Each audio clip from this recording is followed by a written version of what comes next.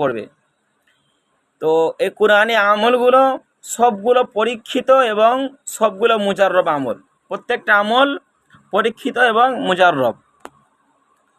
এই আমলটা জানবো আমরা ওই আগুনের মধ্যে পোড়ানোরই আমল। এটা হচ্ছে গিয়ে সরিষা পোড়া, সর্ষে পোড়া, সাদা সর্ষে পোড়া। এই আমলটা আমরা কেউ অবৈধ সম্পর্কে ব্যবহার করবই না। স্বামী স্ত্রীর ক্ষেত্রে, ভাই বোনের ক্ষেত্রে এবং বৈধ সম্পর্কর ক্ষেত্রে আমরা এগুলো ব্যবহার করব। কাজ ইনশাল্লাহ পরিপূর্ণভাবে আমাদের হবে। তো এই আমলের জন্য আমরা যে আলাম নাশরাহ লাকা সদরক ওয়া ওয়াদানা আনকা বিদরক, এই সূরাটা আমরা 41 বার পরে সরিষার মধ্যে ফুঁক দেব।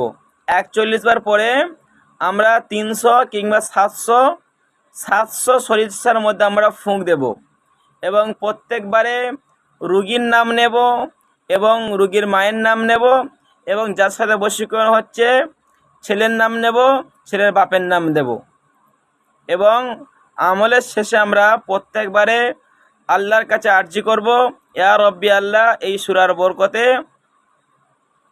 এই স্বামী স্ত্রীর মধ্যে বা এই ভাই বোনের মধ্যে মিল মহাব্বত হয়ে যাক, বা মিল মহাব্বতের মধ্যে সংসারটি সমস্ত কিছু আপনি আপনার বাংলা ভাষায় আল্লাহর কাছে বলতে পারেন। এই সরিষাগুলো আমরা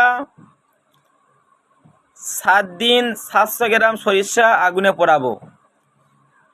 পোড়াবার নিয়মটা হচ্ছে দুপুরবেলা জোহর নামাজের পর থেকে নিয়ে 3টে পর্যন্ত আমাদের এটা পোড়াতে হবে। আমরা যেদিন যে টাইমে পোড়াবো সেদিন সেই টাইমটাই রাখবো, একই টাইমে আমাদের আগুনে পোড়াতে হবে। এবং পোড়াবার সময় যে ব্যক্তি পোড়াবে সে মনের মধ্যে তার কাঙ্ক্ষিত ব্যক্তির বা তার স্ত্রীর, স্বামীর, সকলের কথা সে মনে করতে করতে পোড়াবে।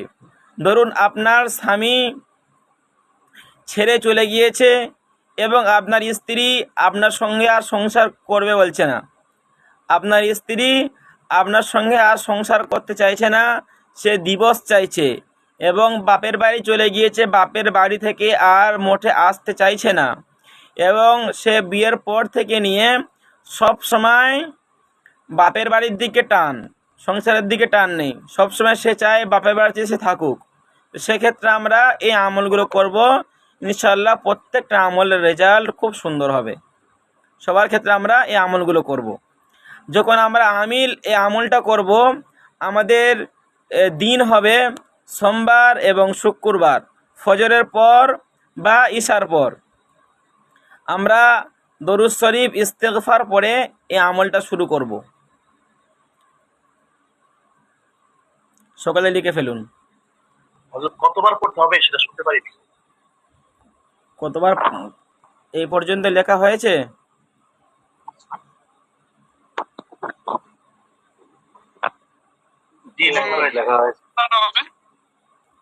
আচ্ছা, এবার আপনারা